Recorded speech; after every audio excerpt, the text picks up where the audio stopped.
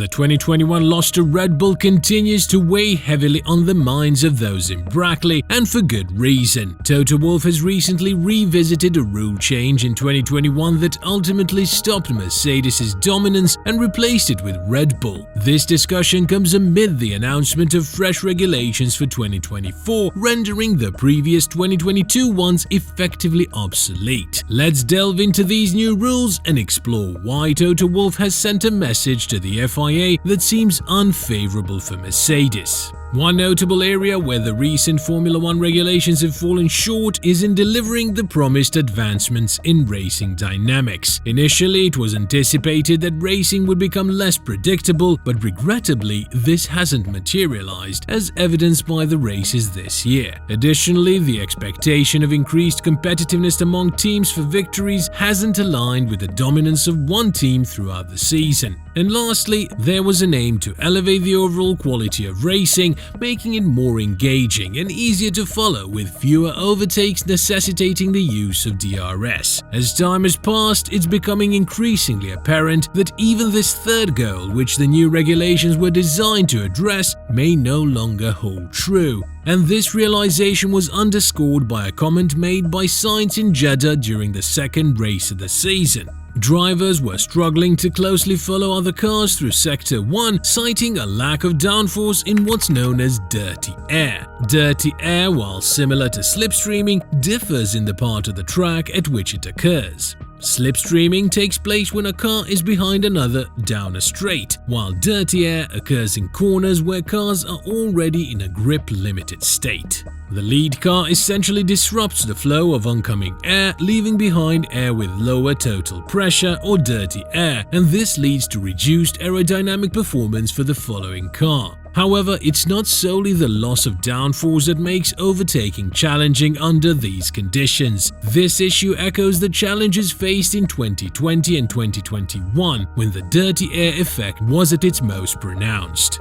Carlos Sainz, much like the majority of drivers, has stressed the increasing challenge of trailing other cars in the current season, and if teams have managed to narrow the performance gap by half in just 1 year, it calls for decisive action. There are potential measures to tackle this issue, including adjustments to components like the front wing, floor, and wheel fins. But the goal is to rebalance the sources of downforce, which could potentially enhance racing dynamics. While some argue that the existing rules are already too restrictive, efforts will be made to ensure a larger portion of downforce is generated from the floor. However, there's an underlying concern that given their intended objectives, the current set of regulations has fallen short, and despite intense battles witnessed in races like Bahrain 2022 and Austria, such scenarios appear to be less frequent nowadays.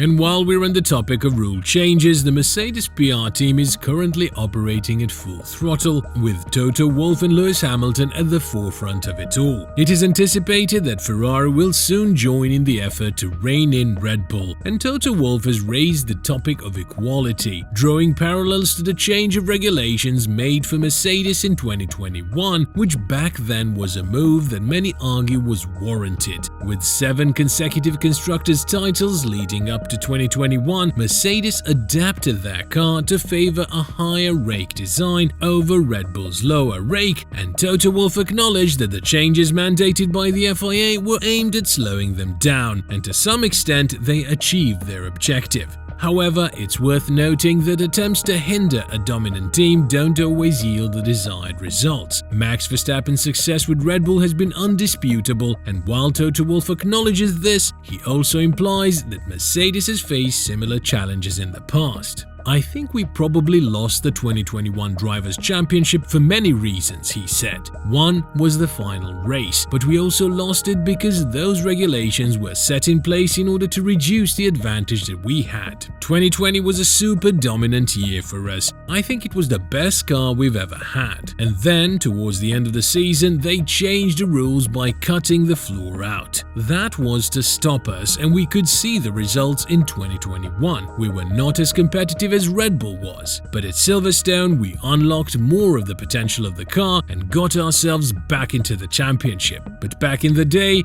these regulations were clearly targeted to re-establish the pecking order. I think this could be interpreted as a subtle request for similar regulatory adjustments against Red Bull. Looking ahead, Red Bull is on the edge of entering their third season of dominance within this set of regulations, and while it may not match Mercedes' remarkable streak of 7 consecutive titles, it highlights the urgency to at least think about changes for 2025 that could potentially impact Red Bull's edge. The challenge lies in identifying specific aspects of Red Bull's performance that might warrant modifications without compromising safety or creating an unfair advantage. And even if the FIA were to openly attempt to slow down Red Bull through regulatory tweaks, achieving success is far from guaranteed. With the introduction of the budget cap in 2021 and the subsequent revision of technical regulations the following year, Formula One's owners, Liberty Media, aim to foster closer competition among teams. Toto Wolff, however, believes that further changes should not be rushed in to curtail Red Bull, which has emerged victorious in all but one of the 21 Grand Prix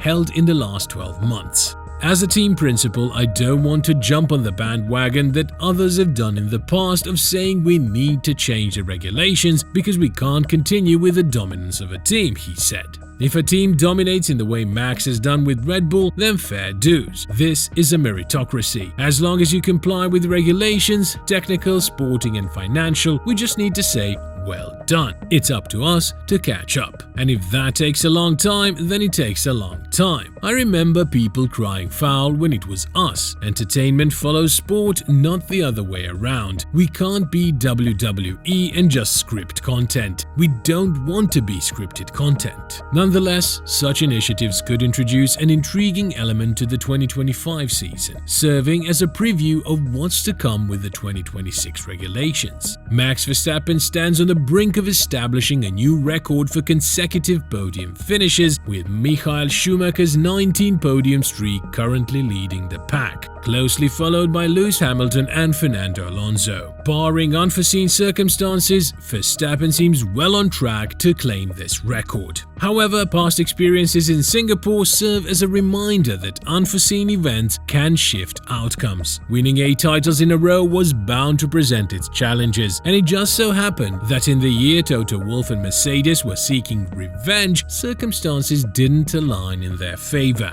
It's crucial to show some style and redirect their focus towards fortifying their team, because dwelling on what could have been might jeopardize opportunities in both the present and future. Regarding the rule changes in 2021, it's worth noting that they were primarily promoted by the limitations of the Pirelli tires, which struggled to cope with the escalating loads. And interestingly, the adjustments in Pirelli's tire construction during that year arguably played into Mercedes' hands, particularly at Silverstone. It's worth noting that Mercedes maintained a consistent level of competitiveness throughout 2021. In Bahrain, their race pace was remarkably close, albeit slightly trailing Red Bull, and races like Spain, Portugal and Imola saw Mercedes with a faster car. While Baku and the 2 Austrian GPs presented a bit more of a challenge, the gap was still just a few tenths. And in France, victory eluded them due to strategic decisions and a critical driver error towards the end. Monaco also left some uncertainties, with one car at P3 and the other struggling in the midfield. From the British GP onwards, Mercedes clearly had the upper hand, and let's not even delve into the last 4 races, where they held a significant pace advantage in the race. Despite these performances, there's a persistent narrative suggesting that the rules were stacked against them. However, it's important to acknowledge that there were missed opportunities, whether in strategy, team operations, driver errors, or simply off weekends, and the primary focus should be on improving the car's performance, followed by refining their strategy. Creating an environment that minimizes driver errors and off weekends is crucial, rather than spreading inaccurate narratives. It's difficult to overlook the fact that if Christian Horner was sometimes viewed as a complaining team principal, Toto's stance doesn't fare much differently. However, it's worth noting that Horner's team consistently secured multiple wins every year, except for 2015 during their slump, and even then one could argue that it had more to do with Renault than Red Bull for most of that period. Toto and Mercedes would do well to put 2021 behind them and move forward, recognizing that it was a year that didn't play out in their favor because clinging to it indefinitely is not a sustainable approach. Moving away from the victim complex should be a priority in Brackley if they aim to move forward and compete for titles once more. What do you think about this? Is Toto right to complain or not? Let us know in the comments below and we will see you in the next video.